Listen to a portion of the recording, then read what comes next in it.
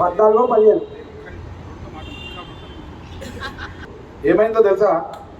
ప్రభుత్వం వచ్చినాక 1700 మందిని తీసేసిరు. 1700 మంది తీసేసిరు. అన్న మినిస్టర్ ఆ రోజు రాజేందర్ అన్న మినిస్టర్ ఇట్లనే మీటింగ్ పెట్టుకున్నాం లిబర్టీ దగ్గర. అన్న దగ్గర పోయి చెప్తే నేను వస్తా బా అన్నాడు. అన్న బండిని నీ బండిని అన్నాడు. ఎందుకన్నాడు? మినిస్టర్ పదవి గవర్నమెంట్ అగేనిస్ట్ పోయి ఆ రోజు మన పక్కన పడ్డాడు. మిమ్మల్ని నేను పెట్టిస్తామింటా అన్నాడు. ఆ రోజు